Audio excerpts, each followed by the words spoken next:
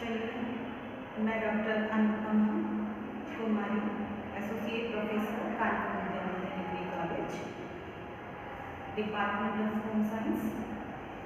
आज हम बात करेंगे कि उद्यमिता होता क्या है। उद्यमिता मतलब entrepreneurship development in textile and clothing, कैसे हम वस्त्र एवं परिधान में उद्यमिता का विकास कर सकते हैं। क्योंकि आज का जो टाइम है बच्चों, आज के टाइम में क्या है कि हर किसी को जॉब मिल पाना पॉसिबल नहीं है। उसके मेन रीजंस हैं, नंबर 1 तो प्राइवेटाइजेशन, बहुत सारी चीज़ें हो गया है। नंबर 2, गवर्नमेंट जॉब जो है वो इतनी सारी नहीं है कि हर लोग के लिए अवेलेबल हो पाए। तो इसके लिए ज़रूरी है कि हम उद्यमिता की तरफ जाएं, हम अपना व्यवसाय कुछ करें, जिससे कि हम तो अर्निंग करेंगे ही करेंगे, हमारे साथ साथ हमारे जो अन्य लोग भी हैं वो भी उस चीज़ से जुड़ेंगे।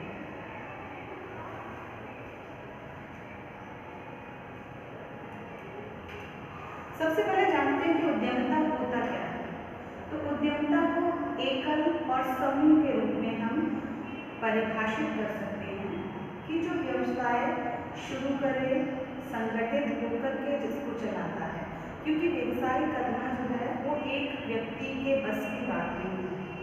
उसमें हमें क्या है कि हमें बहुत सारे हैंड्स की ज़रूरत पड़ती है। जैसे कहावत है ना कि अकेला चना भाड़ नहीं हो सकता, मतलब अकेला कोई भी व्यक्ति हो किसी भी क्षेत्र में वो अकेला कुछ भी नहीं कर सकता है ना। उसके लिए क्या करना है, उसको अपने साथ में ग्रुप बनाना है और ग्रुप को लेकर के जब वो चलेगा तो वो बहुत बड़ी सफलता हासिल करेगा। यहाँ पर महिलाओं के परिप्रेक्ष्य में हिलेरी क्लिंटन ने एक बात कही है कि महिलाएं दुनिया में प्रतिभाओं का सबसे बड़ा अप्रयुक्त भंडार है। क्यों कहा है उन्होंने ये चीज़? क्योंकि हमारे देश में जो महिलाएं हैं उन महिलाओं को क्या समझा जाता है कि उनको कुछ नहीं आता है, वो कुछ नहीं कर सकती हैं। भले ही उन्हें आता बहुत कुछ हो, बहुत कुछ आता है, लेकिन उन्हें जो है वो समझा नहीं जाता है। अब मैं आपको बताऊंगी कि उद्यमी जो हैं उनके कार्य क्या होते हैं। तो जो उद्यमी होते हैं उनके कार्य में है कि उद्यमी के कार्य है पहल करना एवं जोखिम लेना। पहल करना एवं जोखिम लेने से मतलब क्या है कि किसी न किसी व्यक्ति को तो आगे बढ़कर आना है, और जब वो व्यक्ति आगे बढ़कर आएगा तो ये बात सत्य है कि हमेशा हर काम में हमें सफलता नहीं मिलती है। हमें उसके लिए क्या करना पड़ता है, कोशिश करनी चाहिए, क्योंकि कोशिश करने वालों की कभी हार नहीं होती है। और जब हम किसी चीज़ के लिए कोशिश ही नहीं करेंगे तो कैसे होगा। जैसे हम लोग बचपन में जब शिशु अवस्था में बच्चा चलना सीखता है तो ऐसा नहीं है कि वो एकदम ही खड़ा होकर के चलने लगता है। वो जब पहले बैठना सीखता है, फिर खड़े होना सीखता है, और खड़े होने के बाद वो धीरे धीरे सहारा लेके चलता है, और उसमें भी वो कई बार गिरता है। ठीक है, तो ठीक इसी प्रकार से कि कोई भी चीज़ अगर हम नई शुरू करते हैं तो उस नई चीज़ में हमको जो है वो जोखिम लेना पड़ता है। दूसरा है आर्थिक तथा व्यावसायिक अवसरों को ज्ञात करना, कि सबसे पहले हमें ये ज्ञात करना है कि हमारे पास कितना आर्थिक सामर्थ्य है और कितना व्यावसायिक अवसर हमारे पास है कि हम उसको जो है वो किस अपॉर्चुनिटी में कैसे हम उसको लगा सकते हैं।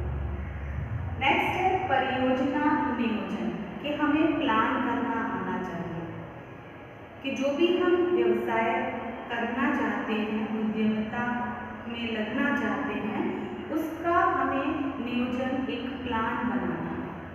क्योंकि जब तक हम प्लान नहीं बनाएंगे किसी चीज़ का तो क्या होगा कि वो चीज़ हमारी इजीली कंप्लीट नहीं होगी, कुछ भी उसमें ऑर्गेनाइज नहीं होगा। तो क्योंकि सपोज मान लीजिए, अगर हमें छोटा सा एग्जांपल ले रही हूँ कि हमें अगर सही टाइम पर कॉलेज पहुँचना है, ठीक है, तो कॉलेज पहुँचने के लिए हमें पहले डिस्टेंस पता होना चाहिए कि मेरे घर से कॉलेज का डिस्टेंस कितना है।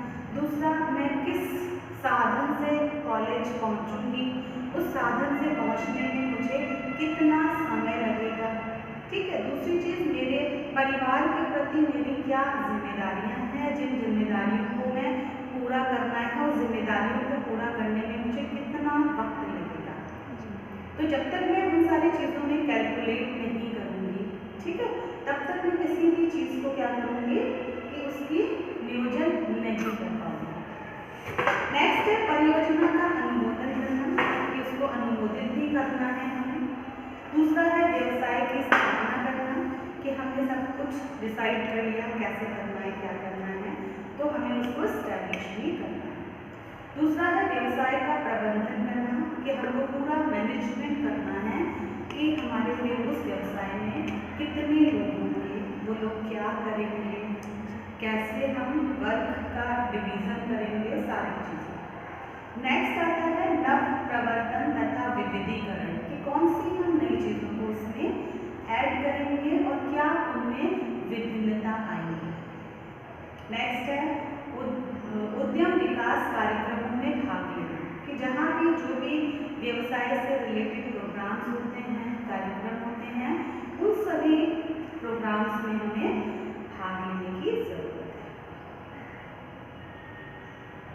उससे मैम ये पता चलेगा आगे कितना कंपटीशन है, हम किसी भी फील्ड में अगर गए हैं। हाँ, तो उद्यमिता विकास क्या है कि ये प्रोफेसर उदय पारख ने कहा है कि व्यवहारिक दृष्टिकोण उद्यमिता के विकास से आशय है, या उसका अर्थ है कि उद्यमियों के विकास तथा साहसिक क्षेत्र में व्यक्तियों के प्रवाह को प्रोत्साहित करने से उनका मतलब है कि व्यक्तियों में जो उत्साह है उनको हम प्रेरित करें नए कार्यों को करने के लिए।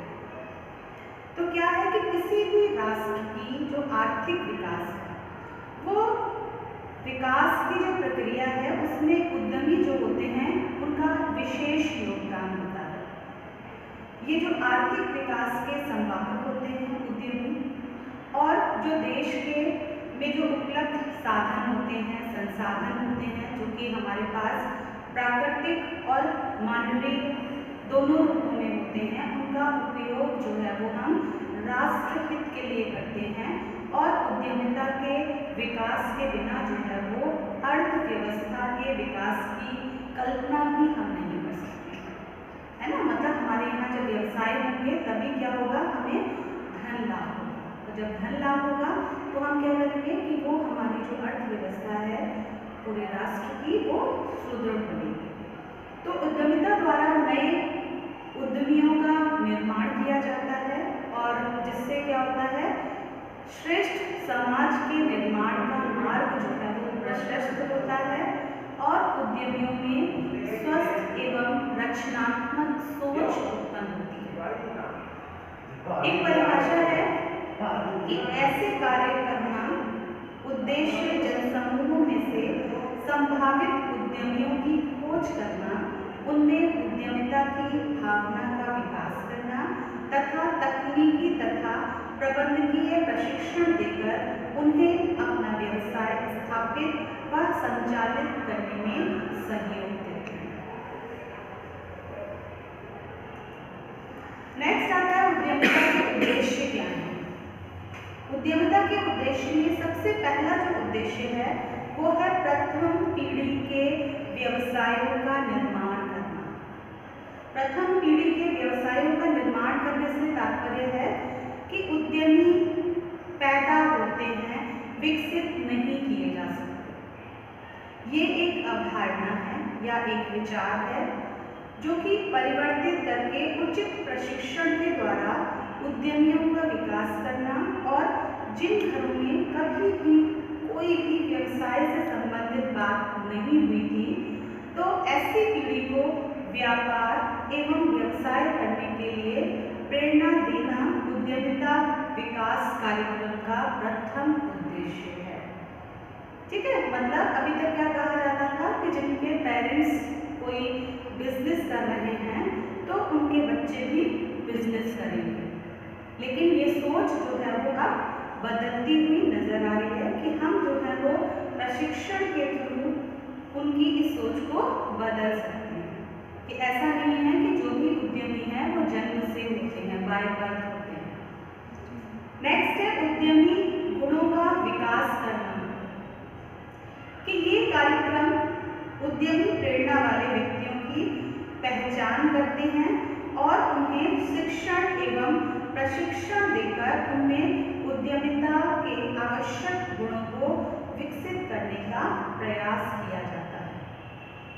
नेक्स्ट है सरकारी योजनाएं एवं कार्यक्रमों की जानकारी प्रदान करना।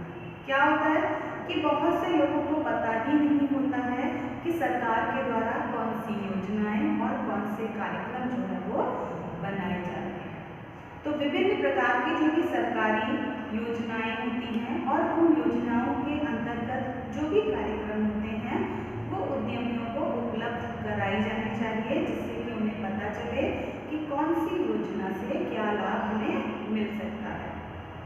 जागरूकता पैदा की जाए, अवेयरनेस प्रोग्राम्स चलाए जाएं और कौन कौन सी सरकारी योजनाएं हैं, इनका उपयोग कैसे किया जाना है, इनकी विश्वस्त सूचना हमें कहाँ से प्राप्त हो, कैसे प्राप्त हो, कौन सा विभाग कौन सी सूचना प्रदान करेगा, ये सारी इंफॉर्मेशन भी उद्यमियों को होनी चाहिए।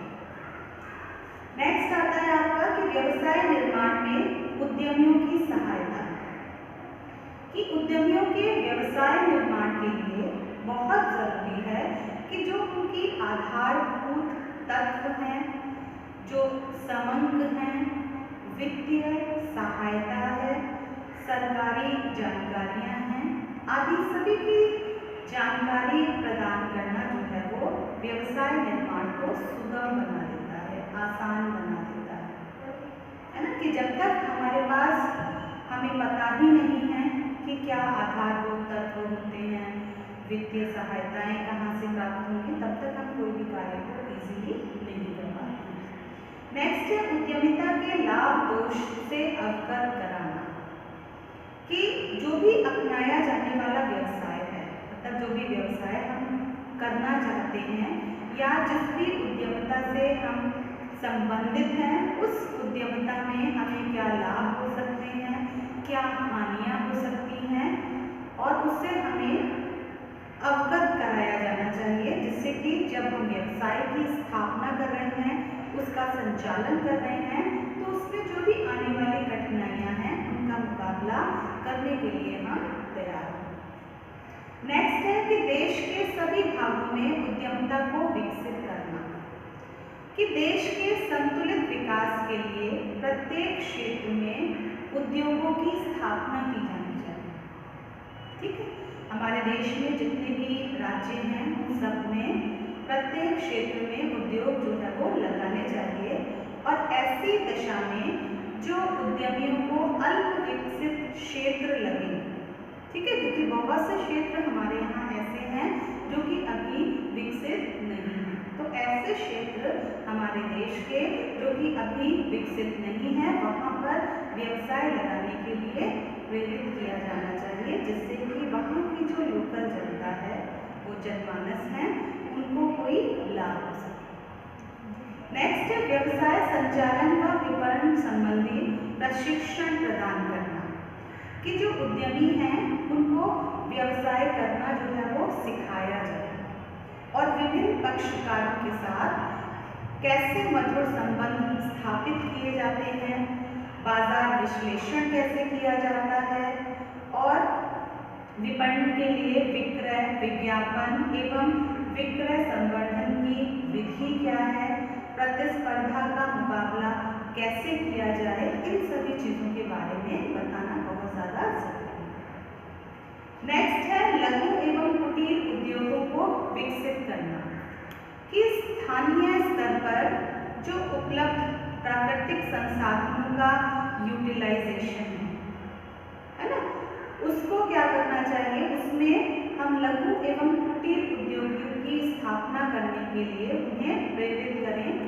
इससे क्या होगा कि जो स्थानीय समुदाय हैं, उस स्थानीय समुदाय के लोगों को हम शिक्षण प्रशिक्षण देकर के एवं तकनीकी ज्ञान उन्हें देकर के इन उद्योगों को विकसित करने का हम प्रयास कर सकते हैं, क्योंकि किसी भी चीज़ को को शुरू करने से पहले हमें उसके बारे में वहाँ के लोगों को बताना बहुत ज़्यादा ज़रूरी है कि आपको ये प्रशिक्षण इसलिए दिया जा रहा है, अदरवाइज क्या होगा कि लोग जो है वो इंटरेस्ट नहीं लेंगे। नेक्स्ट है कि उद्यमियों की शंकाओं एवं समस्याओं का निदान व उपचार करना, कि जब कोई उद्यमी किसी व्यवसाय को स्थापित करता है तो उसके सामने बहुत सारी प्रॉब्लम्स आती हैं, और जो प्रॉब्लम्स आती हैं तो जो प्रॉब्लम्स हुई हैं उन प्रॉब्लम्स का सॉल्यूशन होना भी बहुत ज़रूरी है, और शायद ही कोई ऐसी चीज़ है जिसका भी सॉल्यूशन इंसान के पास नहीं है। इसके लिए क्या है, समय समय पर ऐसे कार्यक्रम नियोजित किए जाएं जिससे कि उद्यमियों को आमंत्रित किया जाए प्रत्यक्ष रूप से, और उनकी जो भी समस्याएं हैं उन समस्याओं को सुना जाए, उन समस्याओं से सुझाव प्राप्त किए जाएं, और सुझाव प्राप्त करने के बाद में उनका सॉल्यूशन भी दिया जाए।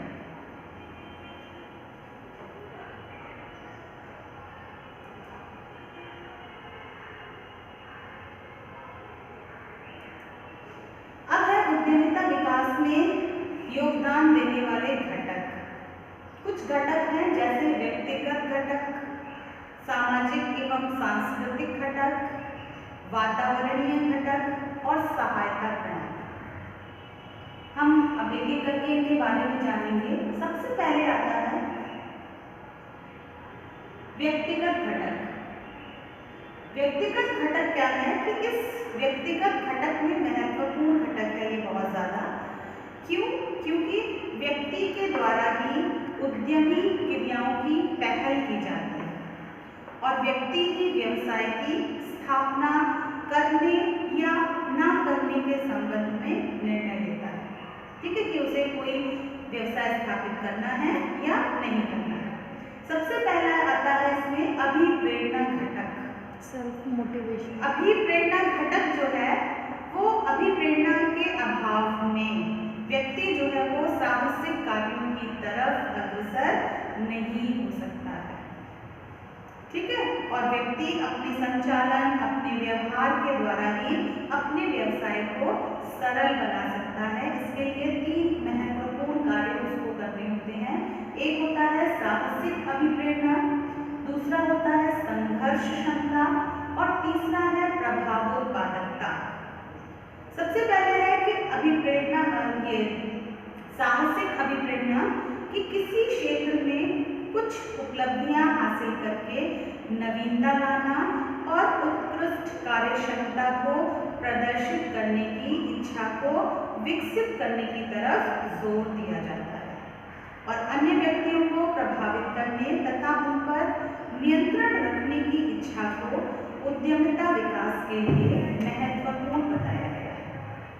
दूसरा है संघर्ष क्षमता, कि व्यवसाय की योजना बनाने, पहल करने, निर्णय लेने और विभिन्न समस्याओं को सुलझाने आदि के लिए काफी समय और ऊर्जा व्यय करनी पड़ती है ना, कि पहले प्लानिंग करो, फिर डिसीजन लो, फिर जो भी प्रॉब्लम्स हैं उन प्रॉब्लम्स का सॉल्यूशन ढूंढो, ये सारी चीजें। उद्यमिता को विकसित विभिन्न चुनौतियों और बाह्य शक्तियों के प्रति सचेत भी रहना पड़ता है, और इसके परिणाम स्वरूप जो उद्यमी है उसको कई दबावों और तनावों को भी सहन करना पड़ता है।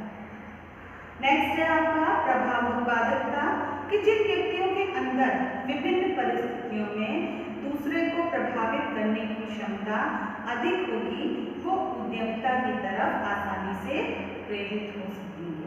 देखा होगा कि कोई कोई व्यक्ति ऐसा होता है कि वो अगर हमसे 2 मिनट बात कर ले तो उसकी बात करने से हम क्या होते हैं, बहुत जल्दी प्रभावित हो जाते हैं, है ना। और भले ही मतलब जैसे मार्केटिंग का बता रही हूँ, कोई भी सपोज सेल्समैन है कि अगर वो कुछ चीज़ सेल करने के लिए आता है तो जब वो सेल करता है तो उसकी हम बातों से बहुत ज़्यादा प्रभावित होते हैं, उसके कारण हम उसकी चीज़ों को ले लेते हैं, भले ही उसका प्रोडक्ट जो है वो कैसा भी है। नेक्स्ट है आपका साहसी कौशल, कि उद्यमियों की सफलता की विभिन्न कौशल जैसे कि तकनीकी कौशल, प्रबंधकीय कौशल, व्यवसायिक कौशल, मानवीय कौशल, ये सभी महत्वपूर्ण भूमिका निभाते हैं कि टेक्निकल स्किल्स होनी चाहिए, मैनेजमेंट स्किल्स होनी चाहिए, है ना। उसमें जो है वो ह्यूमन स्किल्स होनी चाहिए, मानवीय कौशल उसमें होना चाहिए। तो इसके लिए ये 3 चीज़ें ज़रूरी हैं कि परियोजना विकास, व्यवसाय निर्माण और व्यवसाय प्रबंधन। सबसे पहले है परियोजना विकास की जो उद्यमी है उसको परियोजना का निर्माण करने, विभिन्न तथ्यों और सूचनाओं को एकत्र करने, विनियोग निर्णय लेने और विभिन्न अवस्थाओं पर विचार करने की योग्यता उसमें होनी चाहिए। नेक्स्ट है उपक्रम निर्माण की उद्यमी जो है वो अपने अवसरों का उचित उपयोग करके सृजनात्मक चिंतन और प्रभावी व्यवहार के माध्यम से व्यवसाय की एक विशिष्ट पहचान बनाने का गुण रखने वाला होना चाहिए। ठीक है, ऐसा हो कि वो क्या करे, अपना जो भी उपयोग कर रहा है, जो भी सृजन कर रहा है, जो भी उसकी थिंकिंग है ना, जो भी उसका इफेक्टिव व्यवहार है, उसकी वजह से वो एक अपनी स्पेसिफिक एक पहचान बनाने का उसमें क्वालिटी होनी चाहिए। नेक्स्ट है उपक्रम प्रबंधन कि व्यवसाय के संचालन और विकास का उचित प्रबंधन किया जाना बहुत ज़्यादा इम्पोर्टेंट है और उद्यमी के नियोजन, संगठन, निर्माण, नेतृत्व और नियंत्रण की योग्यता होनी चाहिए। ठीक है, कैसे कि उसमें पहले तो प्लानिंग आनी चाहिए, प्लानिंग के बाद उसको क्या ऑर्गेनाइज करना है वो आना चाहिए, डिसीजन मेकिंग पावर उसके पास होनी चाहिए, है ना, लीडरशिप की क्वालिटी होनी चाहिए और अगर मान लीजिए कोई भी चीज़ ज़्यादा कम या अच्छी बुरी हो रही है तो उसको कंट्रोल करना भी आना चाहिए। नेक्स्ट आता है अपना थर्ड, साहसी ज्ञान। साहसी ज्ञान क्या है कि उद्यमिता का विकास उद्यमियों के ज्ञान पर बहुत ज़्यादा निर्भर करता है कि उनको कितनी नॉलेज है। विभिन्न क्षेत्रों में समुचित ज्ञान के द्वारा साहसी जो है वो अपने कौशल को प्रभावी बना सकता है और उसके साथ ही एक सुदृढ़ व्यूह रचना भी तैयार कर सकता है। इसके लिए उसको निम्न क्षेत्रों का ज्ञान होना बहुत ज़्यादा जरूरी है, जैसे वातावरण, दूसरा है उद्योग, तीसरा है प्रौद्योगिकी। वातावरण में क्या है कि उद्यमी को राजनीति, आर्थिक वातावरण, सरकार की नीतियों के बारे में, बैंकों और वित्तीय संस्थाओं के बारे में, उद्योगों की उपलब्ध सहायताओं और प्रेरणाओं आदि के बारे में समुचित जानकारी होनी चाहिए, तभी वो किसी उद्यम को स्थापित कर सकता है। दूसरा है उद्योग कि उद्यमियों के लिए विभिन्न वैकल्पिक उद्योग, उत्पादन प्रक्रिया आदि की जानकारी होना बहुत ज़्यादा जरूरी है। जब उसे पता ही नहीं होगा कि उत्पाद की प्रक्रियाएं क्या होती हैं, है ना, कच्चा माल कहाँ से मिलता है, तो वो कोई भी चीज़ आसानी से नहीं कर सकता। नेक्स्ट है प्रौद्योगिकी कि प्रौद्योगिकी पहलू का उचित ज्ञान होना इम्पॉर्टेंट है, जिसमें निर्माण प्रक्रियाओं में जो भी प्रयुक्त तकनीक्स हैं, जो भी टेक्निक्स हैं, वो टेक्निक्स की क्या लागत है और उन टेक्निक से हमें क्या प्रॉफिट्स होंगे, इस बारे में भी उन्हें जानकारी होना बहुत ज़्यादा जरूरी है। नेक्स्ट आता है दूसरा, सामाजिक एवं सांस्कृतिक घटक कि सामाजिक एवं सांस्कृतिक घटक में आपका आता है आदर्श व्यवहार और समाजीकरण।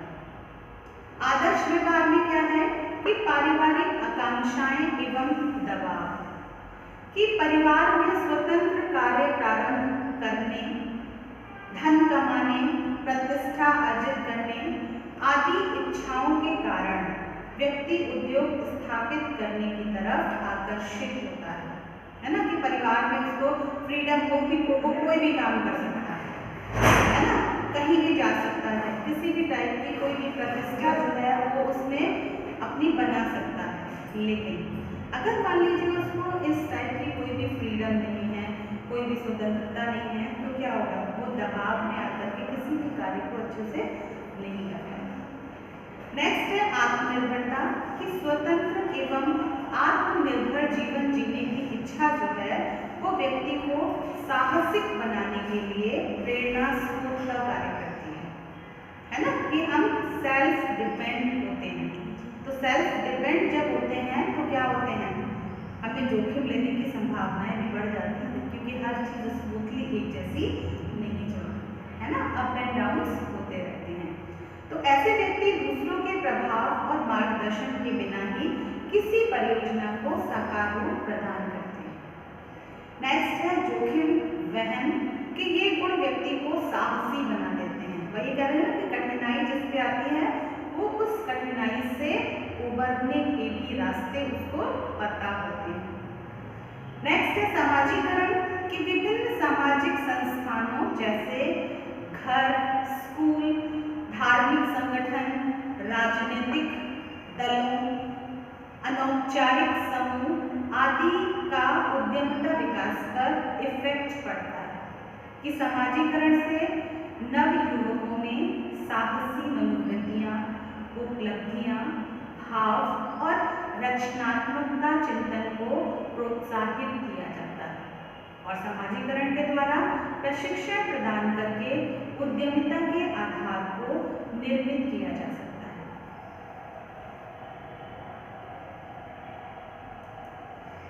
नेक्स्ट है वातावरणीय संबंधी घटक। वातावरणीय संबंधी घटक में क्या है कि सरकार, इसमें आपका आता है नियम और कानून। नियम और कानून कौन बनाती है, गवर्नमेंट, ठीक है। तो सरकार के द्वारा व्यवहारिक एवं लाभप्रद कानूनों और नियमों का निर्माण करके औद्योगिकीकरण की क्रियाओं को प्रोत्साहन दिया जा सकता है, और कानूनों के द्वारा साहसियों को उनके व्यवसाय, धन संपदा और संपत्ति की उचित सुरक्षा प्रदान की जाती है कि जैसे कोई भी अगर हम व्यवसाय करते हैं तो उसमें क्या होता है,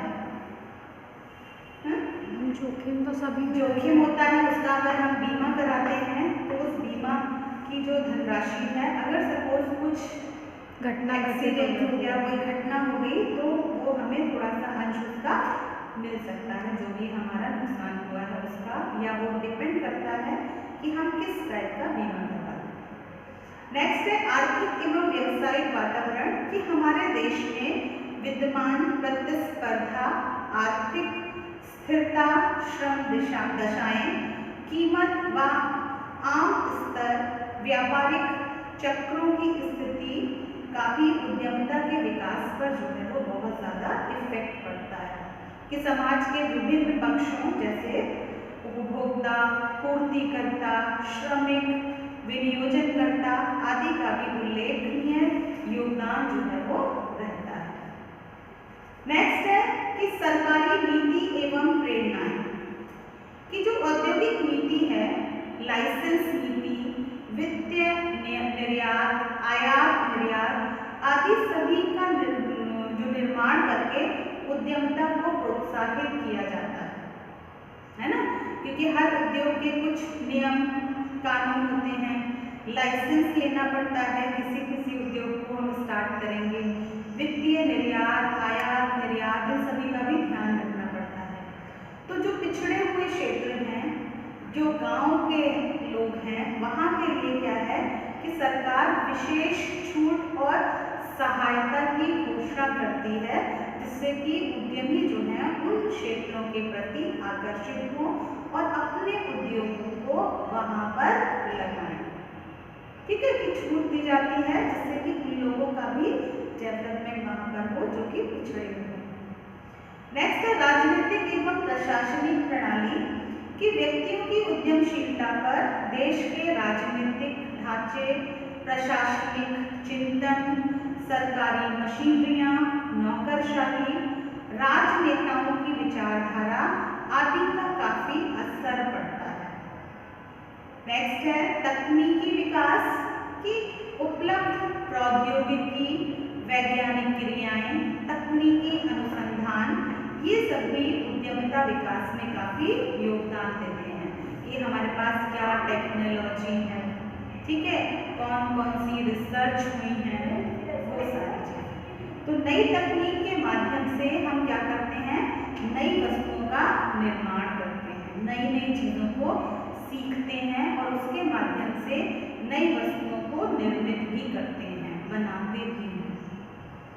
नेक्स्ट है कि बड़े साहसियों का दृष्टिकोण, कि बड़े उद्यमियों का छोटे उद्यमियों के प्रति सकारात्मक दृष्टिकोण होना भी काफ़ी प्रोत्साहित करता है, क्योंकि बड़े उद्यमी जो है वो विभिन्न प्रकार की सुविधाएं, जैसे कि फॉर एग्जांपल कि मशीनें, कच्चा माल, जो इक्विपमेंट्स हैं, जो फाइनेंस से रिलेटेड आपकी हेल्प है, कोई बिल्डिंग है, कोई एडवाइस देनी है, ये भी वो उपलब्ध करा सकते हैं।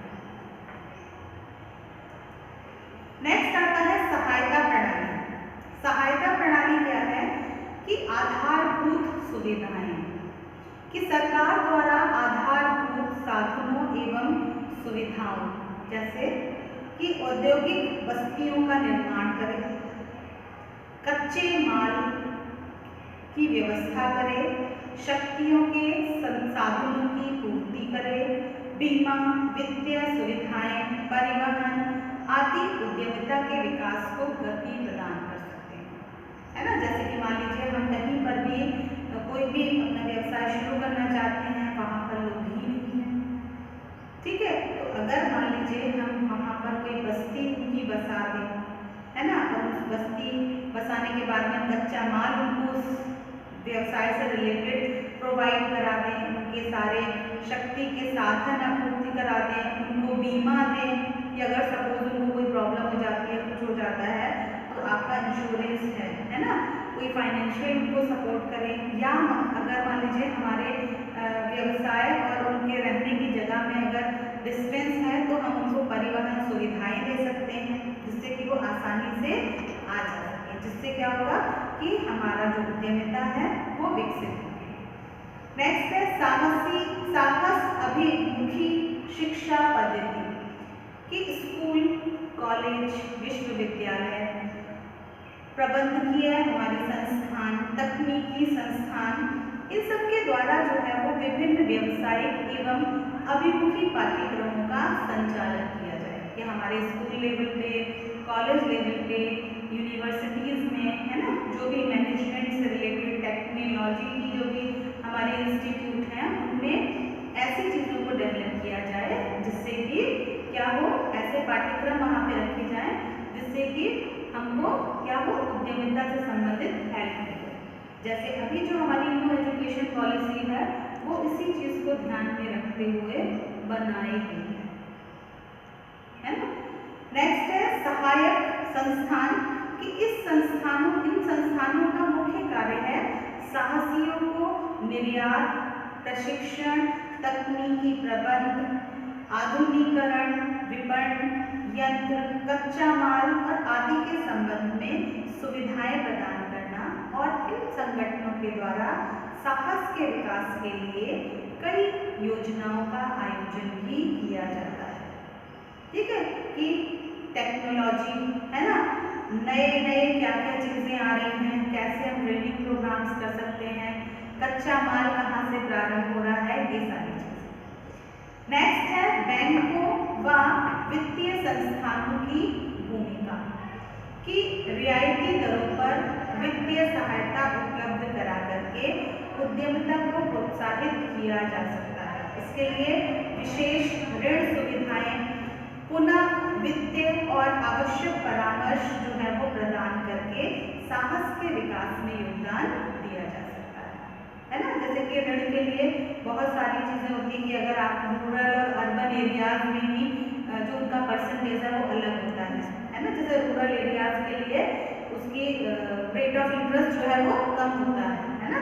तो लोगों को इसलिए ऐसा करते हैं कि वो वहाँ रूरल एरियाज में जाके अपना जो है वो व्यवसाय स्थापित करें, जिससे वहाँ के जो लोकल लोग हैं उन लोगों को हेल्प हो सके। नेक्स्ट है प्रशिक्षण सुविधाएं, कि विभिन्न प्रशिक्षण कार्यक्रमों के द्वारा भी व्यक्तियों में साहसी योग्यता और क्षमताओं का विकास किया जा सकता है, और विभिन्न संस्थाओं के द्वारा विचारों के आदान प्रदान आदि के लिए समय समय पर सम्मेलन, विचार गोष्ठियाँ आदि का आयोजन जो है वो किया जाता है, जिससे क्या हो कि लोग आपस में मिलें, आपस में एक दूसरे को जानें, एक दूसरे से अच्छा सीखें, उनके विचारों को अपनाएं।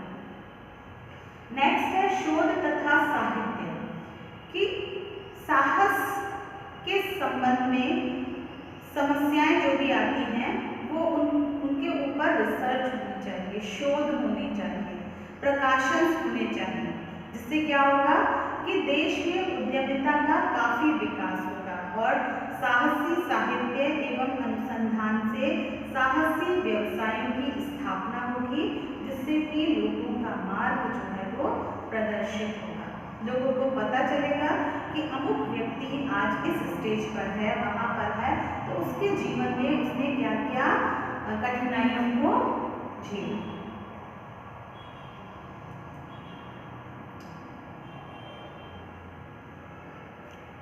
जो रेड वाला आइकॉन है नीचे उस पर टच करिए। हाँ, इस पे टच क्लिक करिए इस पर।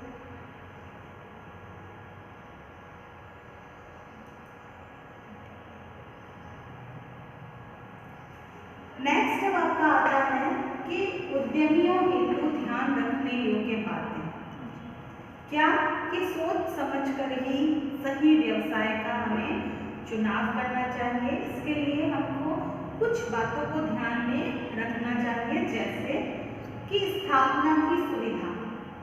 स्थापना की सुविधा से क्या तात्पर्य है कि जो भी उद्यमी है उसको ऐसे व्यवसाय की स्थापना करना चाहिए जिसे वह आसानी से और जल्दी से स्थापित कर ले, और इसके लिए उसको एकांकी व्यापार का चुनाव करना चाहिए। एकांकी व्यापार मतलब वही उसका सर्वे सर्वा हो। इससे क्या होगा कि अगर वो मान लीजिए किसी अन्य के साथ में मिलकर कोई भी व्यापार शुरू करता है तो नंबर 1 है कि दोनों के विचार मिलना, दोनों के कॉन्सेप्ट मिलना बहुत ज़्यादा जरूरी है। अगर दो लोगों के, 3 लोगों के विचार आपस में नहीं मिलेंगे तो हम किसी भी चीज़ को आगे नहीं बढ़ा सकते हैं। और अगर हम एकल होंगे, खुद ही सर्वे सर्वा होंगे, तो क्या होगा, सारी डिसीजन मेकिंग की पावर हमारे पास होगी और हम जो है जैसा चाहेंगे वैसा कर सकेंगे। नेक्स्ट आता है आपका प्रत्यक्ष नियंत्रण कि किसी भी वस्तु या चीज पर स्वयं का नियंत्रण होना बहुत ज्यादा जरूरी है ना। अगर उसमें किसी दूसरे का हस्तक्षेप आ जाएगा तो वो चीज उतनी इफेक्टिव नहीं रहेगी। नेक्स्ट है संचालन या परिचालन का क्षेत्र कि व्यापार का क्षेत्र सीमित है, अर्थात कि यदि व्यापार छोटा है तो एकल या एक व्यक्ति के द्वारा चलाया जा सकता है, लेकिन यदि हमारा व्यवसाय जो है वो विस्तृत है, एक कंपनी की फॉर्म में है, तो उसका चुनाव करने के लिए या हमारा वो जो है लोकल लेवल पे है या नेशनल और इंटरनेशनल लेवल पे है, तो उसके लिए हमारी अलग व्यवस्था होगी। नेक्स्ट है पूंजी की उपलब्धता कि कोई भी व्यापार शुरू करने से पहले पूंजी होना, हमारे पास धन होना, पैसे होना बहुत ज़्यादा जरूरी है, क्योंकि बिना पैसों के हम किसी भी व्यापार की कल्पना नहीं कर सकते हैं। नेक्स्ट है गोपनीयता कि अपने व्यवसाय से संबंधित विभिन्न बातों को किसी अन्य से शेयर नहीं करना चाहिए, ठीक है। और कोई भी नया काम शुरू करते समय हमें कुछ चीज़ों को ध्यान में भी रखना चाहिए कि जैसे व्यवसाय का प्रकार क्या है, हमारा व्यवसाय का आरंभ कहाँ से करें, सरकारी नियम क्या है, स्थायित्व क्या है और बाजार की मांग क्या है, इन सब चीज़ों को भी हमें पता होना चाहिए, ठीक है। नेक्स्ट आपका आता है कि जो उद्यमिता के संबंध में जो ये सारी चीज़ें हैं कि कुछ बाधाएं आती हैं, जैसे अप्रगतिशील दृष्टिकोण कि जो भी लोग हैं उनका दृष्टिकोण ही सही नहीं है। दूसरा वंशानुक्रम व्यवस्था है, जैसे मैंने आपको बताया था ना कि हम स्टार्ट कर रहे हैं व्यवसाय किसी भी तरह का, ठीक है, तो हमारे पेरेंट्स उस व्यवसाय को करते हैं, तो वो क्या होगा, पीढ़ी दर पीढ़ी ट्रांसफर होता जाएगा।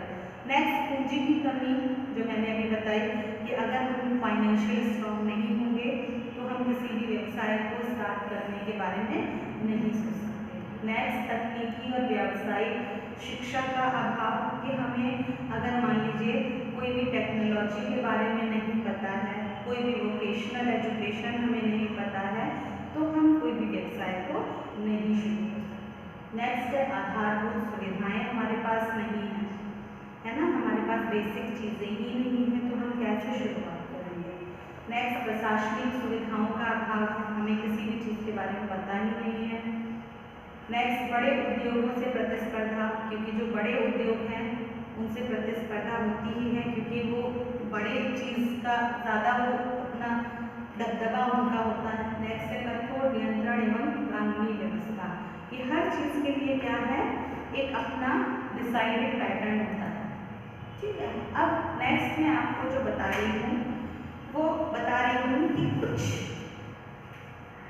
महिलाएं जो हैं वो इंटरप्रेन्योर हैं, उद्यमी, और महिलाएं जो हैं वो दुनिया में जो प्रतिभा होती हैं उन सभी प्रतिभाओं का बहुत बड़ा अप्रयुक्त भंडार है, मतलब उसको यूज ही नहीं किया गया।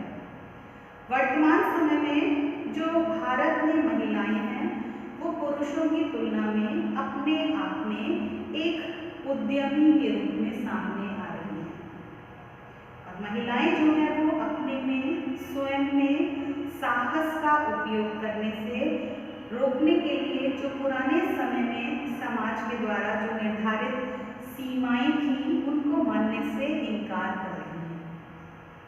वे भारत में स्टार्टअप परिप्रेक्ष्य को बदलने के लिए दृढ़ हैं।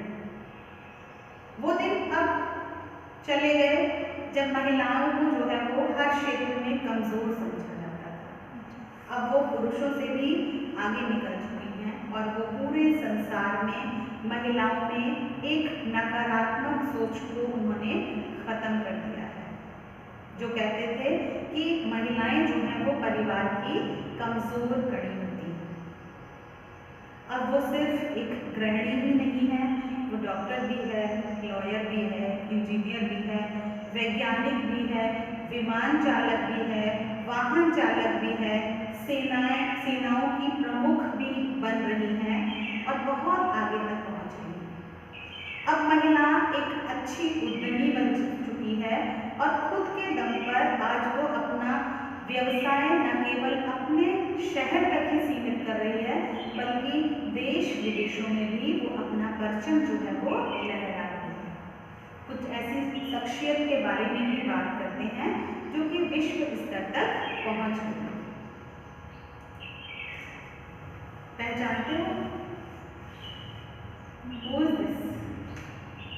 कौन है?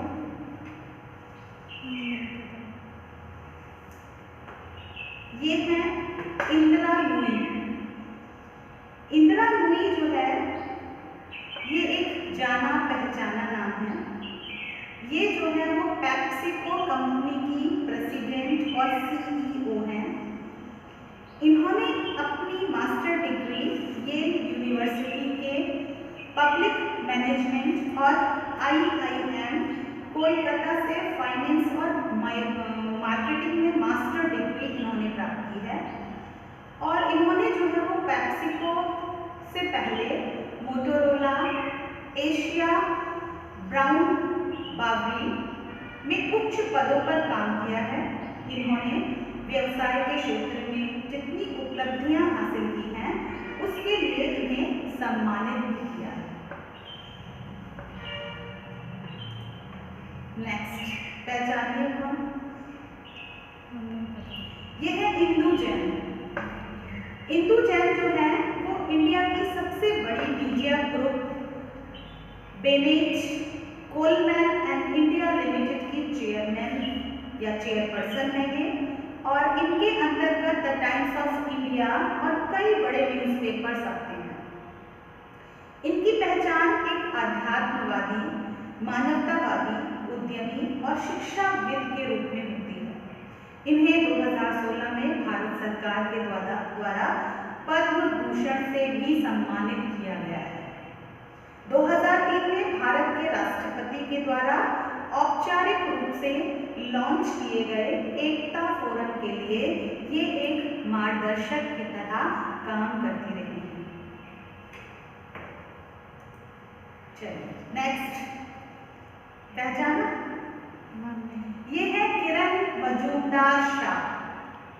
ये जो है वो बाइकॉम लिमिटेड की चेयरमैन है और मैनेजिंग डायरेक्टर है।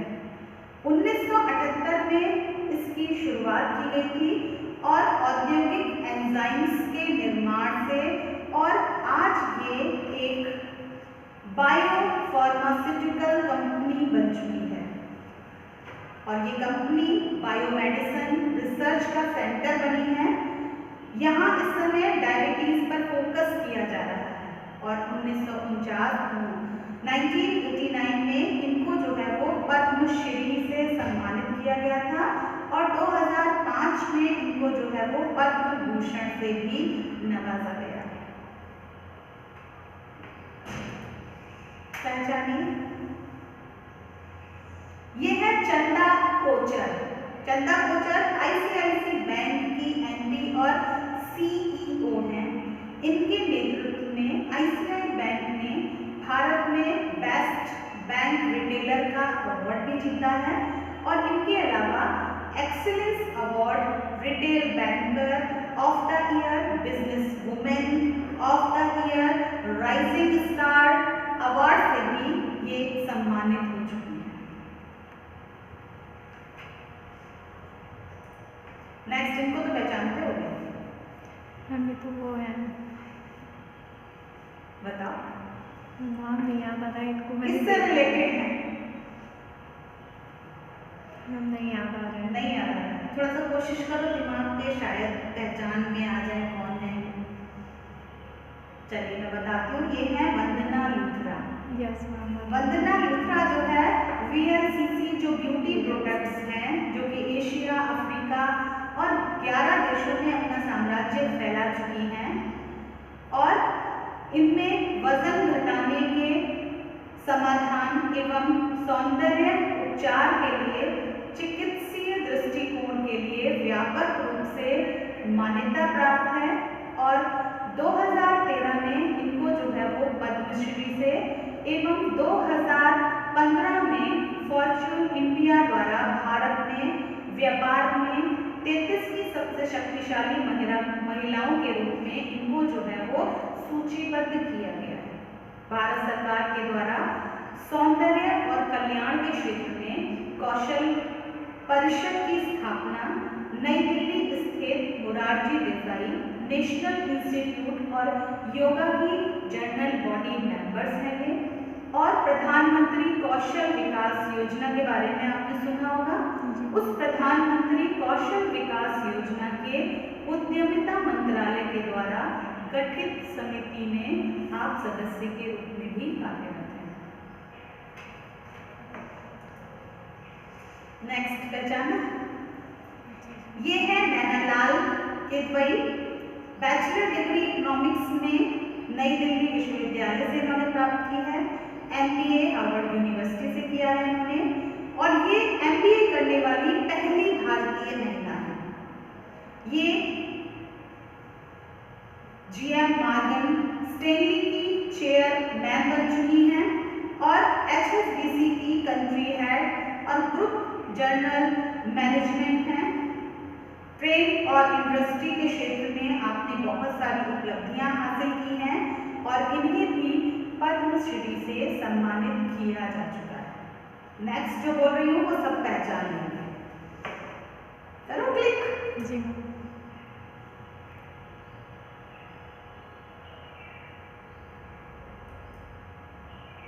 ये एकता। Very good. चलो ये है एकता कपूर, ठीक है। बालाजी टेलीफिल्म्स सभी जानते हैं और इंडिया टेलीविजन में अलग तरह की छाप छोड़ने वाली एकता कपूर टेलीविजन सीरियल्स के माध्यम से भारत के हर घर में सभी के दिलों में बसती हैं। इनके जो हिट सीरियल्स हैं, कोई जानता है?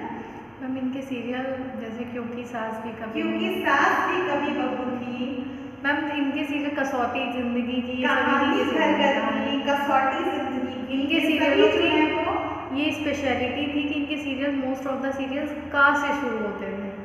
ये मैंने इनके बारे में पढ़ा है थोड़ा सा, का से शुरू होते थे इनके सीरियल। तो ये सभी जो है वो आज भी लोगों के दिलों और दिमाग में अपनी छाप छोड़ती हैं।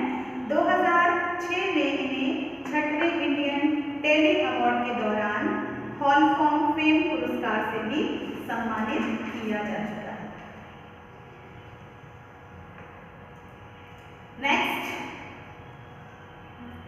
नेक्स्ट है सुचि मुखर्जी।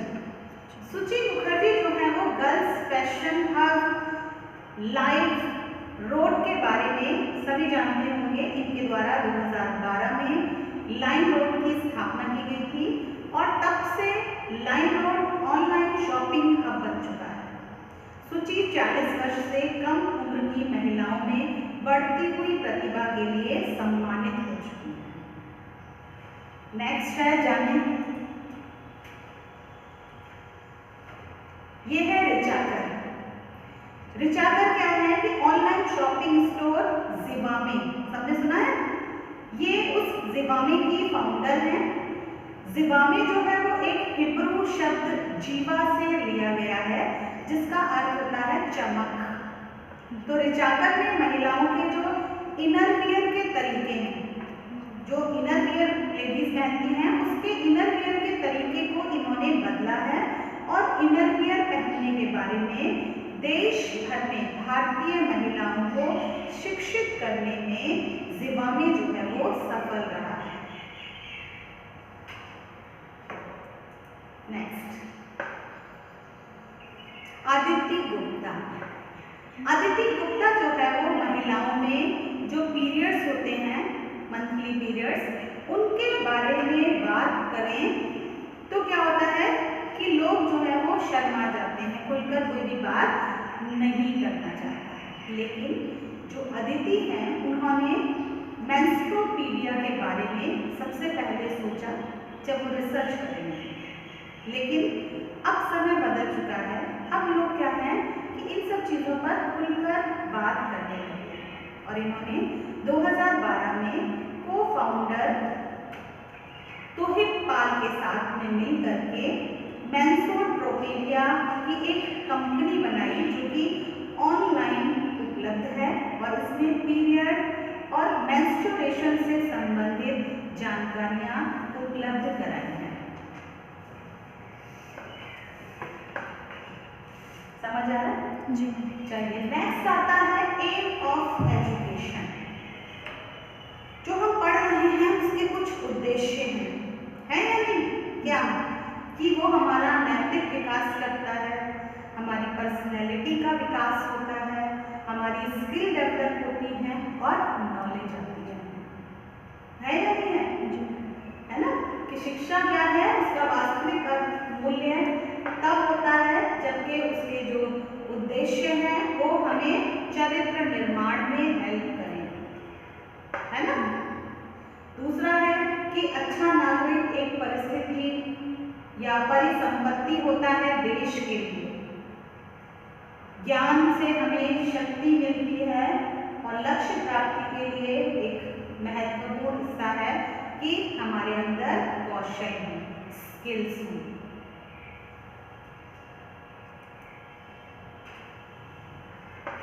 ठीक, पढ़ो एक बच्चा।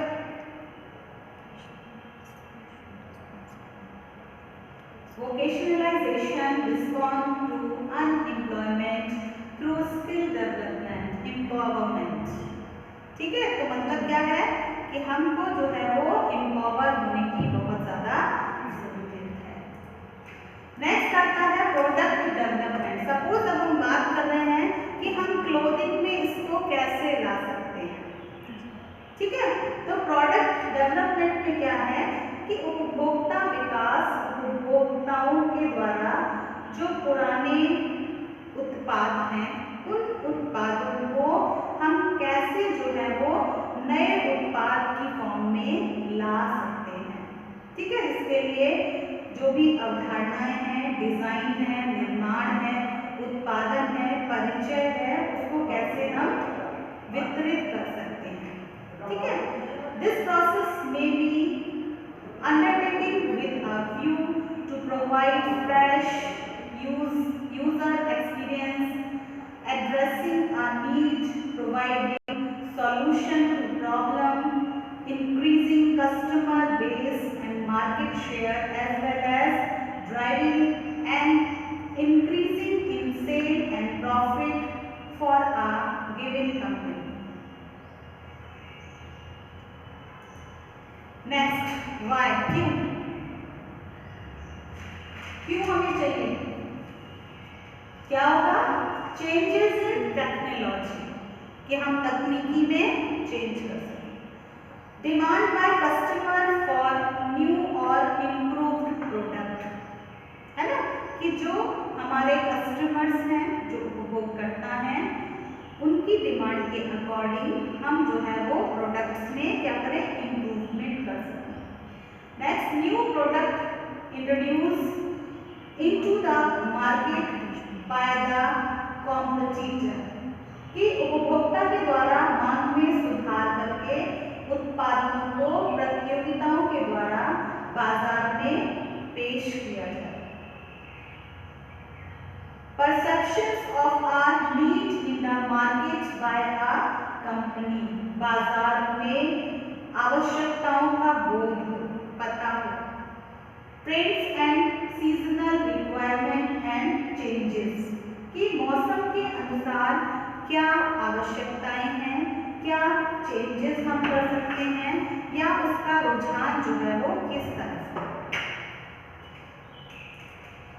नेक्स्ट, इसके लिए क्या जरूरी है?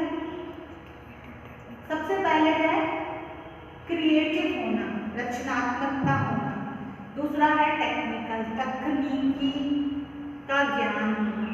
तभी हम क्या कर पाएंगे? कोई भी प्रोडक्ट जो है वो डेवलप कर पाएंगे। जैसे हमें अभी प्री पीएचडी कोर्स वर्क है, आगे हम रिसर्च करेंगे, तो अगर हम अभी से क्रिएटिव होंगे और प्लस टेक्नोलॉजी, आज के टाइम में टेक्नोलॉजी से खुद को जोड़ के रखना जितना ज़रूरी है, उतना क्रिएटिविटी के साथ में मतलब जोड़ के रखना, तभी हम आगे नई चीज़ों को, पुरानी चीज़ों में नई चीज़ें तभी ढूंढ पाएंगे, वही उनको जोड़ पाएंगे। Yes ma'am. अदरवाइज क्या होगा? अगर हम उनको कोरिलेट नहीं करेंगे तो पुरानी चीजें भी हमारी क्या होंगी? छूट जाएंगी। हमें पुरानी और नई दोनों को साथ में मिला करके लेकर के चलना है, तभी हम आगे जो है वो बढ़ पाएंगे। अगर हम पुरानी चीजों को छोड़ते जाएंगे तो क्या होगा? हमारी जड़ें जो है वो खोखली हो जाएंगी, है ना। हमें पुरानी चीज़ों में नई चीज़ों को जोड़ के चलना है। ठीक है। नेक्स्ट आता है प्रोसेस ऑफ प्रोडक्ट डेवलपमेंट। क्या है? कि आइडिया जनरेटेड होने चाहिए, आइडिया स्क्रीनिंग आनी चाहिए, concept development and testing, marketing strategies development, business analysis, product development, test, marketing and commercialisation. ठीक है, कि हमारे जो विचार हैं वो होना चाहिए, उन विचारों का हम कलेक्शन कैसे करें, कैसे हम कौन से कॉन्सेप्ट में हम अपने डेवलपमेंट को, हम एक्सपेरिमेंट्स को रखें, है ना। हमारे जो व्यवसायिक विश्लेषण है ना, वो कैसे हो, उत्पाद का हमारे का विकास कैसे हो, टेस्टिंग मार्केटिंग कैसे हो और कैसे हम उसको व्यवसाय में लाएं, ये सारी चीजें भी हमको जो है वो पता होनी चाहिए। तभी हम क्या करेंगे? अपने किसी भी प्रोडक्ट को एक प्रोसेसिंग की फॉर्म में लेकर आ सकें। नेक्स्ट है कंज्यूमर सेटिस्फेक्शन क्राइटेरिया, कि ग्राहक संतुष्टि का मापदंड क्या होता है। सपोज कोई भी चीज हमने बना ली, लेकिन हम उसको सेल किसमें करेंगे? जो हमारे कस्टमर्स होंगे उन्हीं को तो सेल करेंगे, वही तो खरीदेंगे। ऐसा तो नहीं होगा हम कोई भी चीज बनाएं और उसको हम खुद ही रख लें। हमको क्या करना पड़ेगा? खरीदा हमने, खरीदने के बाद हमने क्या किया? उसको सेल किया। और हम सेल उसको कब कर पाएंगे? जब हम उसको सेल कर रहे हैं तो उससे हमारे जो कस्टमर्स हैं वो सेटिस्फाइड हैं। इसके लिए क्या जरूरत है कि एस्थेटिकल प्लीजिंग होने चाहिए, fit for the intent use होना चाहिए, ease of use and care होना चाहिए, कॉस्ट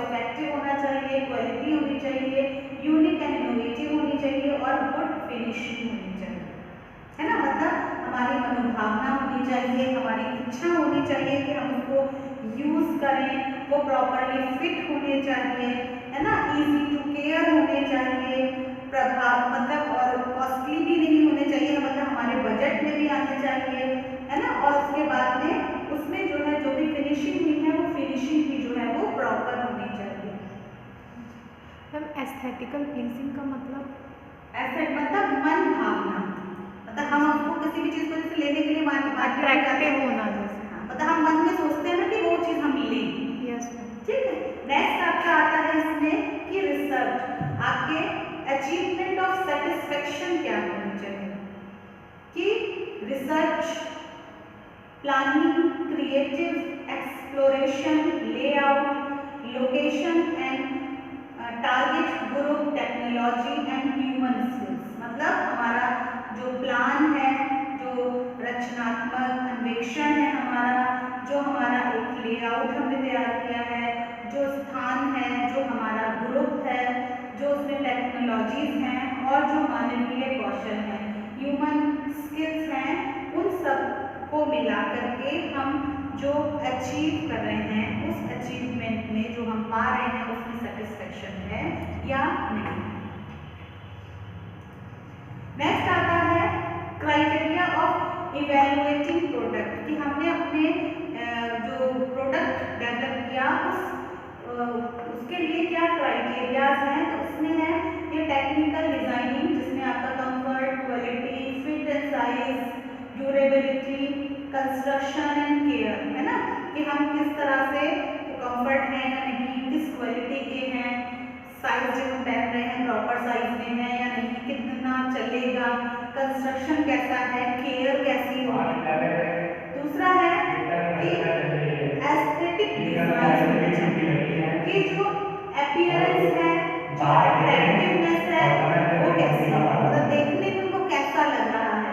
ठीक है, फैशनेबिलिटी, मतलब जो फैशन चल रही है उस फैशन के अकॉर्डिंग है या नहीं, फैब्रिकेशन, कि जो कपड़ा है वो कैसा है, क्या स्टाइल है, क्या डिजाइन है, कुछ यूनिक है या नहीं, हटके है या नहीं है। ठीक है, कलर कैसा है, पैटर्न कैसा है। उसके बाद में है आपका नेक्स्ट की प्राइस क्या है, ब्रांड क्या है, उसके ऊपर लेबलिंग क्या लगी हुई है, ये सारी चीजों को भी हमें ध्यान में रखना पड़ता है। नेक्स्ट आपका आता है कि प्रोडक्ट डेवलपमेंट, जो अपॉर्चुनिटीज हैं वो क्लोथिंग और टेक्सटाइल में कैसे आती है। ठीक है, हम इसको क्लोथिंग और टेक्सटाइल से कैसे जोड़ सकते हैं।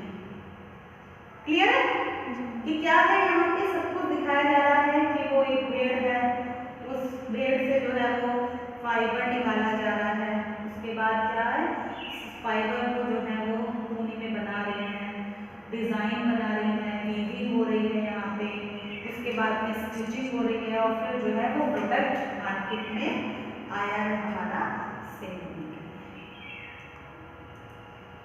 नेक्स्ट क्या है, why clothing and textile, clothing and textile लिखें, क्यों क्लोथिंग टेक्सटाइल, इसके लिए क्या होता है कि हमारे पास कच्चा माल और उत्पादन, रॉ मटेरियल एंड प्रोडक्शन इसका अच्छा होता है।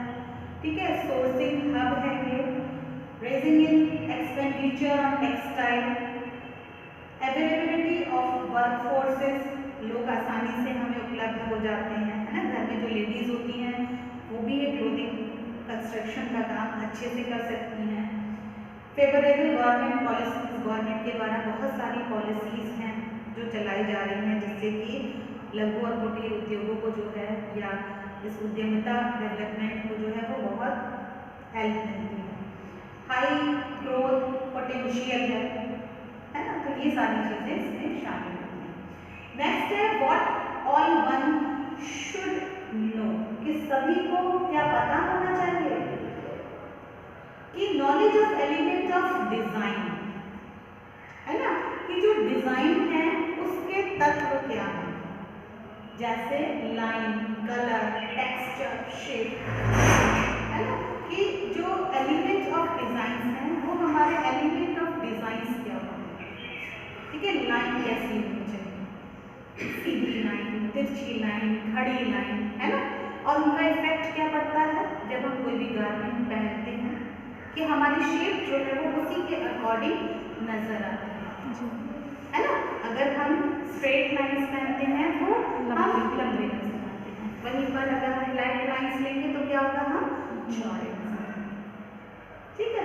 नेक्स्ट है कलर्स। कलर्स का भी इफेक्ट होता है बहुत। जो डार्क कलर्स होते हैं उसमें हम कैसे हो जाते हैं, श्रिंक हो जाते हैं। वहीं पर जो लाइट कलर अगर हम पहनते हैं तो उनसे थोड़े से ब्रॉड हो जाते हैं। टेक्सचर, कि अगर मान लीजिए हम कोई चीज प्लेन पहनते हैं तो हमारी शेप जो है वो प्रॉपरली हमें नजर आती है। अगर हम वहीं पर टेक्सचर प्रिंटेड चीजों को पहन लेंगे तो क्या होगा कि हम जो है वो बहुत ज्यादा ऐसे अजीब से नजर आएंगे। जैसे शॉर्ट हाइटेड लोग अगर बड़े बड़े प्रिंट्स की कोई भी चीज पहन लेंगे तो वो कैसे होंगे, और छोटे नजर आएंगे। अगर वहीं पर जो हाइट में लंबे लोग हैं अगर वो प्रिंटेड चीजों को पहनते हैं तो उनकी हाइट जो है वो थोड़ी सी कम हो जाएगी। ठीक है। नेक्स्ट है शेप। शेप के अकॉर्डिंग है ना, जैसे कि कॉलर वाले जो ब्लाउजेज और चीज़ों को हम यूज़ करते हैं तो जो नेक जिनके लंबे होते हैं वो अगर उनको पहनते हैं तो उन पे ज़्यादा अच्छे लगते हैं। ठीक है। ऐसे ही ब्रॉड नेक जब यूज़ करते हैं तो वो अगर मोटे लोग हैं अगर वो ब्रॉड नेक पहनेंगे तो वो क्या होगा, और ज़्यादा मोटे नजर आते हैं। ठीक है। नेक्स्ट आता है knowledge of principle of design, कि जो डिजाइन है उसके प्रिंसिपल क्या है, उसके सिद्धांत क्या है, कि rhythm, balance, rhythm, proportion, emphasis और हार्मनी, कि बैलेंस भी होना चाहिए, संतुलित भी होना चाहिए, है ना, एक लयात्मकता भी होना चाहिए, अनुरूपता भी होना चाहिए, है ना। सारी चीजों में क्या होना चाहिए, प्रपोर्शनेट, बैलेंस होना बहुत ज्यादा जरूरी है। नेक्स्ट आता है नॉलेज ऑफ डेकोरेशन टेक्निक्स, कि इनके बारे में भी हमें पता होना चाहिए। जैसे फॉर्म्स ऑफ डेकोरेशन क्या है, कि डेकोरेटिव स्टिचेस एंड एम्ब्रॉयडरी, है ना। हमें पता होना चाहिए कि एम्ब्रॉयडरीज कितने टाइप की होती हैं, जिसमें से बेसिक एम्ब्रॉयडरीज कैसी होती हैं और डेकोरेटिव एम्ब्रॉयडरीज कौन सी होती हैं। नेक्स्ट है प्लीट्स एंड टक्स, कि जो प्लीट्स होती हैं वो प्लीट्स कितने टाइप की होती हैं, है ना, उनके बारे में हमें पता होना चाहिए। टक्स कौन कौन से होते हैं, है ना, फ्रिल कौन सी होती हैं, फ्लोरल्स क्या होते हैं, कितने टाइप के होते हैं, पाइपिंग और बाइंडिंग कैसे होती है, ट्रिमिंग एंड एजिंग कैसे होती है, एप्लिक वर्क एंड स्मोकिंग कैसे होती है। ठीक है। जब तक हमें इन सब चीजों के बारे में पता नहीं होगा हम किसी भी गारमेंट में उसको अप्लाई नहीं कर सकते। तो it can emphasizes the style of a particular item, circulating to the overall quality level, considerably influences the utility of the functional performance of the product. Ma'am smoking जो उसमें था हाँ। एप्लिक और स्मोकिंग था। एप्लिक तो ma'am होता है जो हम अलग से टक करते हैं कपड़े को, और स्मोकिंग होता है जो हमारा कपड़ा होता है ना, हम कपड़े को ही उसमें बहुत सारी गैदर्स डाल करके फिर उसमें जो है वो सुई और थ्रेड से, नीडल और थ्रेड से उस पर डिजाइनिंग की जाती है। ठीक है। अभी देखो शायद मेरे इसमें होगा कोई सैंपल तो मैं अभी दिखाऊंगी आपको। नेक्स्ट है टेक्निक, कि technical aspect of the sewing such as the quality and structure of the seams, reformation of ending and screwing of fasteners, कि फास्टनर्स का भी पता होना चाहिए कि हम फास्टनर्स कैसे लगाएं। फास्टनर्स पता है मैम? फास्टनर्स मींस जो बटन्स होते हैं, जो हुक्स होते हैं, these called fasteners. Choice of material, virtual and aesthetical qualities, shape of material, the color, the pattern and surface texture are important when choosing a material, कि जब हम किसी भी चीज़ के लिए मटेरियल चूज कर रहे हैं तो हमें पता होना चाहिए कि कौन सा मटेरियल हमें चाहिए, कलर, पैटर्न, उसका सरफेस कैसा होना चाहिए। नेक्स्ट है functional qualities, knowledge of fabric, type of yarn, fabric finishes and its effects, comforts and care characteristics, कि हमें पता होना चाहिए ठीक है। यान के बाद कितने टाइप के यान होते हैं और उन यान से जो फैब्रिक्स होते हैं वो कैसे फैब्रिक्स बनते हैं, उन फैब्रिक्स पर हम कौन कौन सी फिनिशिंग दे सकते हैं और उन फिनिशिंग का क्या इफेक्ट पड़ेगा, क्या विशेषताएं होती हैं उन फिनिशिंग्स की। जब हम कपड़े को पहनेंगे तो वो कपड़े हमें कंफर्ट देंगे, ये सारी चीजें हमें पता होनी चाहिए। नेक्स्ट आता है टेक्निक्स ऑफ प्रोडक्ट डेवलपमेंट्स की स्ट्रक्चरल और सरफेस इनहेंसमेंट।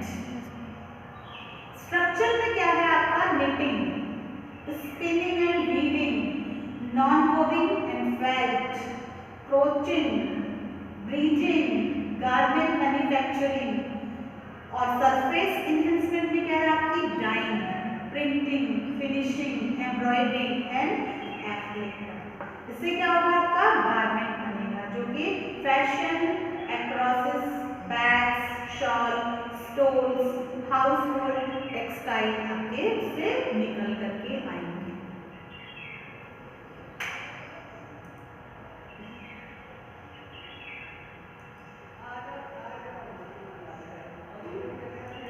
ये देखिए ये हैंड स्पिनिंग है, hand spinning on fibres on, दिख रहा है आपको? ये next hand spinning hand yarns पे हो रही है और उस हैंड यान से देखिए आपका जो लैंप शेड है वो लैंप शेड आपका तैयार हुआ है, ठीक। नेक्स्ट ये आती है product development of Himalayan digital cotton unique fabric से आपका ये बना हुआ है, वोवन स्टोल बनी हुई है, जैकेट बनी हुई है, ये हैंडलूम है। हाँ। नेक्स्ट है ये आपके डायरी कवर है ना, आपके बैग्स बने हुए हैं, डिफरेंट स्टाइल के आपके attractive forms of natural dyes से ये तैयार किए गए हैं। नेक्स्ट है प्रोडक्ट्स ऑफ फेल्ट, फेल्ट से ये बनाया हुआ प्रोडक्ट्स हैं। नेक्स्ट है क्रोचिंग, क्रोचिंग, ये सारे क्रोचिंग के आपके प्रोडक्ट्स हैं। इनमें क्रोशिया वाले हैं, क्रोचिंग ये सब क्रोचिंग क्रोशिया से जो हम बनाते हैं। नेक्स्ट आपका आता है ब्रेडिंग, कि हम 2-3 चीज़ों को मिला करके आपस में गूंथ करके कोई भी प्रोडक्ट जो है वो डेवलप कर सकते हैं। नेक्स्ट आता है product designing through creative stitches, इसके लिए आता है एप्रियल एंड फैशन एक्रोसिस और दूसरा है हाउस होल्ड टेक्सटाइल की good fit and comfort as mostly from the structure of the design including position and direction of the vertical and horizontal components, length, width, properties, shaping details, example sleeves, collars, fastenings, pocket, knowledge of different shell holders, knowledge of different constructional features, length, width, properties, shaping, using of fasteners, knowledge of different construction feature, color combination, skills in combinating different textures, creative use for trims and other decorative details and durabilities. Next आपका है ये stoles, देख पा रहे हैं ये सारा आपका होममेड प्रोडक्शंस है। ये बैग की डिफरेंट रेंज आ गई आप लोगों के पास। नेक्स्ट आपका है ये आपका है आर्ट ऑफ बांधनी, हम लोग टाई एंड डाई के नाम से इसको जानते हैं। कि टाई एंड डाई के जो है वो कितने सारे फोल्ड्स होते हैं, कितनी कितनी उसकी ट्रिक्स होती हैं कि हम उसको कैसे बांध सकते हैं, नॉटिंग कर सकते हैं, फोल्ड्स डिफरेंट स्टाइल से कर सकते हैं जिससे कि उसकी डिजाइनिंग जो है वो डिफरेंट हो जाती है। नेक्स्ट मार्बल डाइंग में सब ये प्रोडक्ट आपके निकल करके आए कि टाई एंड डाई से हम किस टाइप के कैसे प्रोडक्ट्स जो है वो बना सकते हैं और इन प्रोडक्ट से हम कैसे जो है वो एक अपना व्यवसाय निर्धारित कर सकते हैं।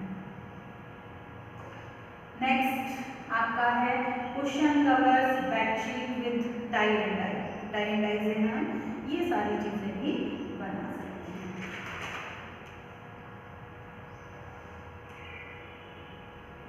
ठीक है, ये नेचुरल डाई प्रिंटिंग प्रोडक्ट्स हैं, सिल्क फैब्रिक पर हैं ये आपके techniques of products from batik printing से ये आपके प्रोडक्ट्स जो है वो तैयार किए हैं। नेक्स्ट आपका आता है screen printing products, screen printing से ये सारे आपके प्रोडक्ट्स जो हैं वो बनाए गए हैं। नेक्स्ट है ये स्क्रीन प्रिंटेड बैग है, ये स्क्रीन प्रिंटेड आपकी टी शर्ट्स हैं, ये सब डेवलप होती है। नेक्स्ट है डेवलप प्रोडक्ट बाय एम्ब्रॉयडरी। ठीक है, ये पाउचेस जो हैं वो एम्ब्रॉयडरी के थ्रू डेवलप किए गए हैं। डिफरेंट टाइप की एम्ब्रॉयडरी, डिफरेंट स्टेजेस की एम्ब्रॉयडरी जो है वो बनाई गई है, जो कि आप लोग जो है वो इसको देख रहे हैं। ठीक है, दिख रहा है सबको? जी हाँ। नेक्स्ट है bag decorated with applique work से ये बैग जो है वो बनाया गया है। नेक्स्ट आपका है designing development through adaptation of folk design. ये सारे जो है वो फोक डिजाइंस हैं, ये फोक डिजाइंस बनाए गए हैं। नेक्स्ट ये भी आपके अरेंजमेंट्स हैं सारे कि किस टाइप से हम अरेंजमेंट कर सकते हैं, बैलेंस कर सकते हैं। नेक्स्ट ये भी है सब फोक आर्ट्स का भी आपका एग्जाम्पल है। ये नेक्स्ट आपका है cushion cover screen printed with adapted icon designs. ये सारे आइकन्स हैं, क्योंकि हमारे प्रदेश में क्या होता है आइकन जो है वो कब बनाया जाता है पता है आप लोगों को? एक्चुअली कुछ भी शुभ काम होता है ना तब आइकन चावल को पीस करके एप्पल जो होते हैं तो उसको बनाया जाता है, कोई भी शुभ काम जब घर में होता है। ठीक है, नेक्स्ट ये आपके बैग और तोरण है स्क्रीन प्रिंटेड से, एडेप्टेशन आइकन डिजाइन से। ठीक है, ये डिफरेंट टाइप के और प्रोडक्ट्स हैं। अब है मार्केटिंग प्लेटफॉर्म। मार्केटिंग प्लेटफॉर्म के लिए हमें क्या जरूरी है कि इसके लिए हम कैसे प्लेटफॉर्म तैयार कर सकते हैं कि एग्जीबिशंस के थ्रू, है ना, हम विभिन्न प्रकार की एग्जीबिशंस लगा सकते हैं। उसके थ्रू क्या होगा कि लोग जो हैं वो हमारे प्रोडक्ट के बारे में जानेंगे, उनको पता चलेगा कि हमारा प्रोडक्ट कैसा है, वो दिखता कैसा है कैसा।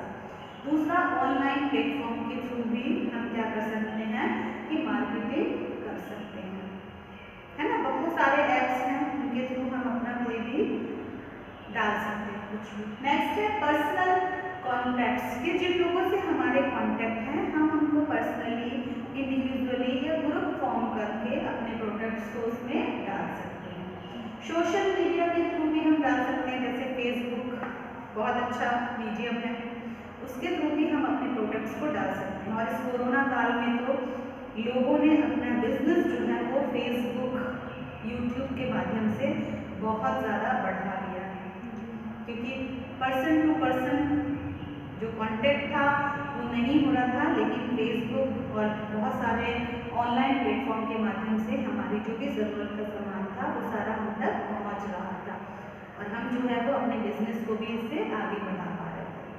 नेक्स्ट है linkage with public and private organisations, कि जो भी पर्सनल और प्राइवेट ऑर्गेनाइजेशंस हैं हमारे, उनके थ्रू भी हम इन सब चीज़ों को जो है वो अपनी को कर सकते हैं। नेक्स्ट आपका है ये प्रोडक्ट डेवलपमेंट एंड क्रिएटिविटी। ये डिफरेंट टाइप के आपके चीज़ें बन करके आ सकती हैं। ठीक है,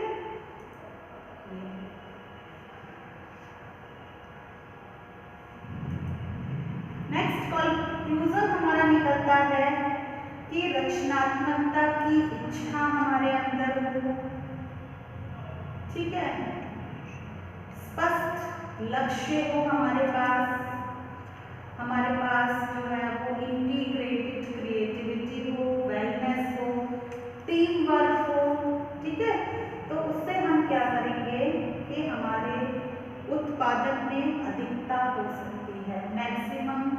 प्रोडक्टिविटी हमें मिल सकती है। ठीक है, लेकिन उसके लिए हमें क्या जरूरी है?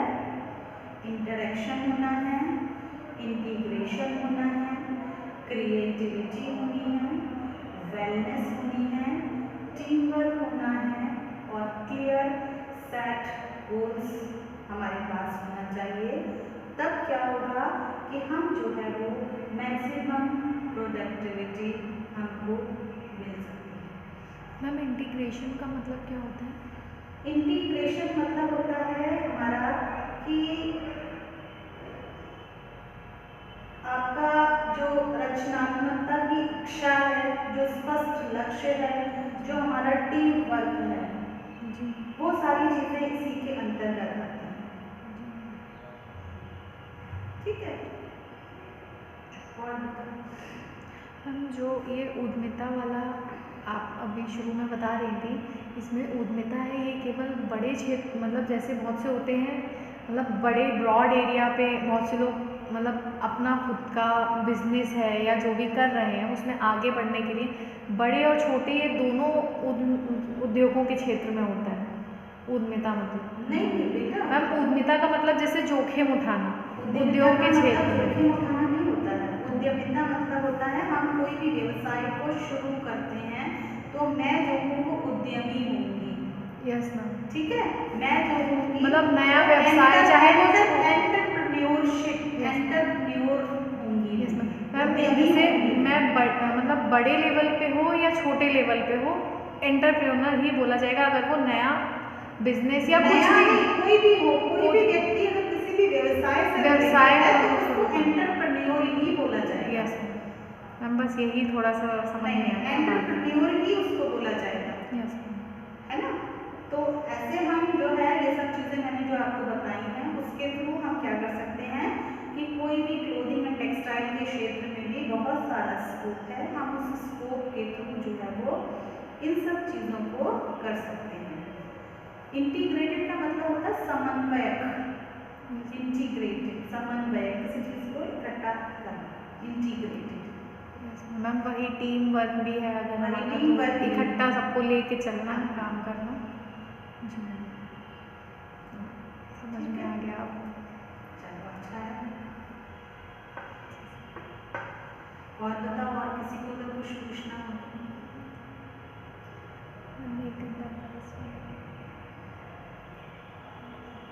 मैम बाकी तो क्लियर है, बस आज जो आपने ये बताए हैं जितनी भी फीमेल्स इंटरप्रेन्योर बताए हैं, ये सारे इंटरप्रेन्योर के बारे में अब मैं अच्छे से और सर्च करूँगी। अगर कोई क्वेश्चन फिर मिलता है देन मैं आपसे फिर पूछूंगी, क्योंकि अभी कुछ के बारे में मैंने आज पहली बार मोस्ट ऑफ द है 10 ही लिए थे। जी मैम, बहुत सारे इंटरप्रेन्योर्स हैं जी बहुत सारे हैं, लेकिन आपको जो मोस्ट अभी जो लेटेस्ट है मैंने आपके सामने वही आप लोगों से शेयर किया मैम। वही मतलब ऐसे तो बहुत सारे लोग हुए हैं बेटा। यस शहनाज हुसैन है, जी मैम, वो भी हैं, जी मैम, है ना। बहुत सारी लेडीज हैं जिनको कि क्या समझा जाता था कि लेडीज जो है वो कोई भी किसी भी काम को नहीं कर सकती हैं, लेडीज क्या करेंगी, यस है ना, ऐसी धारणा थी। लेकिन इन्हीं इंटरप्रेन्योरों ने लोगों की उस धारणा को जो है वो खत्म कर दिया है। जी मैम। अब आज भी छोटी जगहों पे रूरल एरियाज में आज भी ये लोग सोचते हैं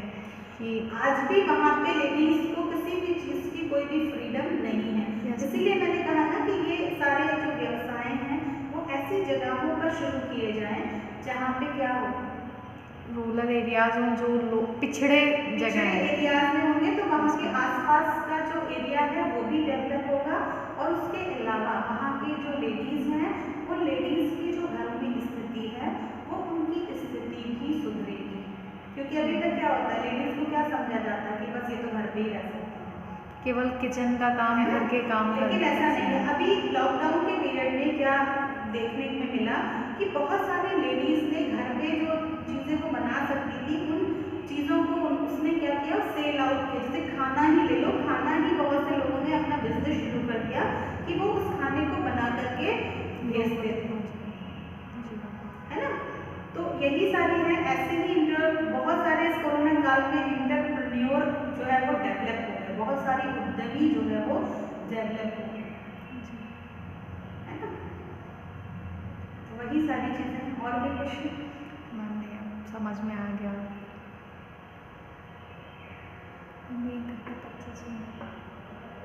बस अब समझ में आ गया। मतलब ये है, ये सारी जो आज आपने बताई हैं फीमेल्स जो एंटरप्रेन्योर के, मतलब लेटेस्ट है ये सारी, बट इनके बारे में थोड़ा सा और मैं खुद से रिसर्च करूँगी। देन अगर कुछ प्रॉब्लम आती है अगेन मैं पूछूंगी फिर नहीं आपसे। ज़रूर पूछना, आप पूछने के लिए बिल्कुल स्वतंत्र हो बेटा। और हम यहाँ बताने के लिए आपको बैठे हैं कि अगर कोई भी चीज़, कोई भी जानकारी आपको लेनी है तो मेरा नंबर है, व्हाट्सएप पे मैं अभी जुड़ी हुई हूँ, जी आप मुझे पूछ सकते हैं। जी बिल्कुल। ठीक है, चलिए, ओके, थैंक यू।